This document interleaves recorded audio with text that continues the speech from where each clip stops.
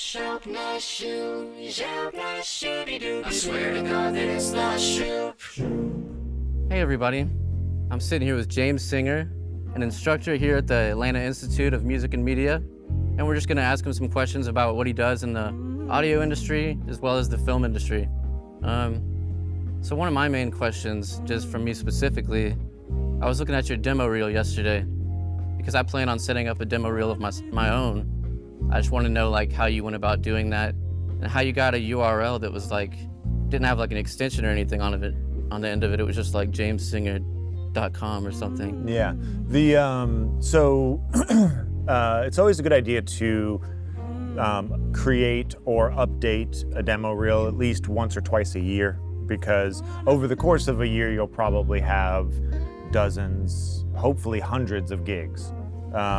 And so you don't necessarily need to put every single gig you've ever done, because after a while the list is going to be too long for anybody to read. But you basically pick your favorites of the things you've worked on. Yeah. And you put together a video reel, you throw some images in there of you on set or you in the studio.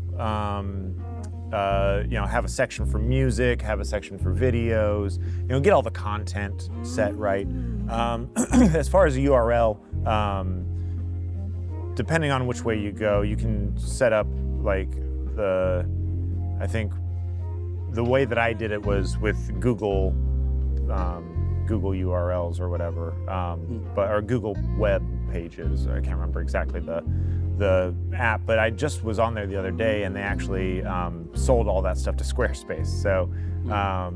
So what I would recommend doing now is something like go on Squarespace or Wix or one of those other website builders. So is this separate from like your own website, or is it, because I know like Squarespace, Wix and stuff like that are website builders in general. Mm-hmm. Is your portfolio basically the same as your website, or are they different? Yeah, I don't have a website in the traditional sense, like where I don't have one place that houses everything I do. I just have that one demo reel, just so that I can send it off to clients who, they're like, hey, I want to work with you, but we can't book you until we've seen something you've done before. Then I can just send them that one URL, and they can see images and videos and songs and the whole spiel. Yeah. So whenever you apply for a job, you're sending that link, or just upon request? Or? Well, I mean, if I am doing a job where I'm submitting like a resume, the URL's on my resume. Gotcha.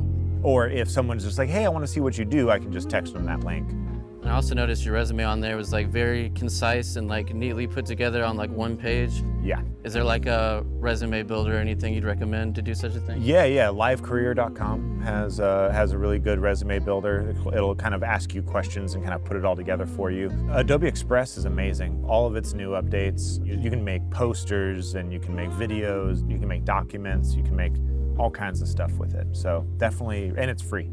All you have to have is the Adobe account, which is free to set up, and you don't have to pay to use that, or Premiere Rush is also free through that. So that would be where I'd start out if I was a student looking to try something new that's free. I'd start out there. I mean, you can always use iMovie and things like that as well, but I found that I prefer Adobe products in lots of scenarios. And do you have like one general resume, or do you like cater it to that specific job you're applying for? I update my master resume once or twice a year, and that has all the information. It has everything I've ever done on it, and so it'll be multiple pages long. And then when it comes time to apply for a gig or a job or something like that, I will basically just remove stuff that's not pertinent to that position I'm going for. So, because ideally you don't want your resume to ever be more than one page. Yeah. I found that out recently. Yeah, I submitted like a 5-page paper basically. Yeah, Mark's like, what is this?